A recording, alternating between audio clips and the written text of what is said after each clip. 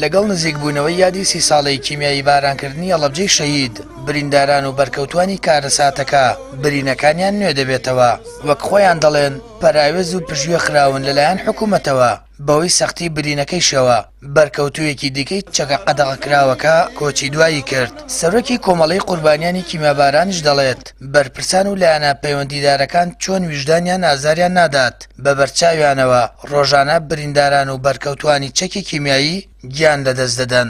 بریندارانی کیمیاباران لە حاڵەتێکی زۆر مەترسیداردان و بۆ ئێمە زۆر نیگەرانین و دوێ نەژێکی لە بریندارانی کیمیابارانی هەڵەبجە بە ناوی لەیلا حەبیبەڵڵا ئەحمەدەوە کۆچی دوایی کردووە کە ئەمە ئەبێتە 104 بەرکەوتە لە 2023 تا ئێستا شەهید بوون. من نازانم ئەو بەرپرسانەی کە خۆیان بە بەرپرس ئەزان لەو کەیسە چۆن ویژدانیان ئازاریان نادا.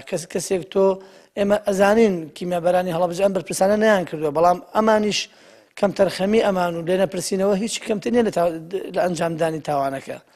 ئەم نەخۆشخانەیە ماوەی 10 ساڵە بۆ چارەسەرکردنی بەرکەوتوانی کیمیاباران بڕیاری دروستکردنی درراوە بەڵام ئەوە چەند مانگیەکان نەخۆشخانەکە تەواو بووە. بەپێی زانیاریەکانی پەیام بەشێکیش لە ئامێرە پزیشکەکانی ناو نەخۆشخانەکە فرۆشراونەتەوە. جێگری بەڕێوەبەری گشتی تەندروستی هەڵەبجە دەڵێت ئەو کێشەیە چارەسەر کراو لە کاتی وەرگرتنی نەخۆشخانەکە پشکنین بۆ ئامێرەکان دەکەن و وتیشی نەخۆشخانەکە چەند مانگێکی تریش ناکرێتەوە.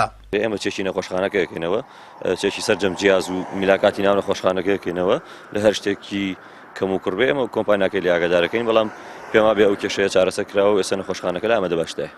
لە ماوەی ساڵانی ڕابردوو ژمارەیەک لە بەرکەوتوانی کیمیابارانی هەڵەبجە لەسەر ئەرکی فراکسیۆنی کۆمەڵ لە پەرلەمانی کوردستان ڕەوانەی وڵاتی سعودیە کران بۆ وەرگرتنی چارەسەر. بەرکەوتوویەکی کیمیابارانیش دەڵێت باری تەندروستیان ناجێگیرە و حکوومەتیش وەک پێویست ئاوڕیان لێ ناداتەوە.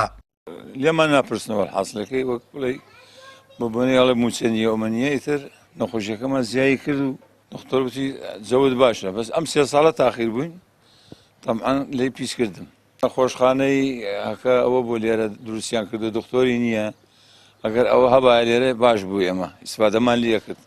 لە ساڵی 2023 تا ئێستا 104 کەس لە بەرکەوتوانی چەکی کیمیایی گیانیان لەدەستداوە و لە سنووری پارێزگای هەڵەبجەش 500 کەس برینداری چەکی کیمیایین و بەدەست ئازارەکانیانەوە دەناڵێنن.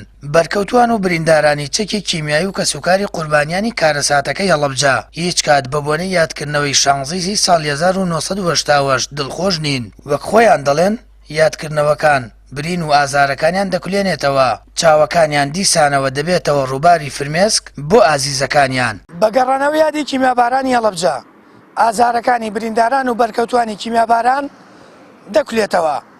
تاکە هیوایەکیش بۆ چارەسەرکردنی بریندارانی کیمیابارانی هەڵەبجە ئەم نەخۆشخانەی پشتەوەی منە کە تاکو ئێستا ئاسۆیەک بۆ کردنەوەی نییە.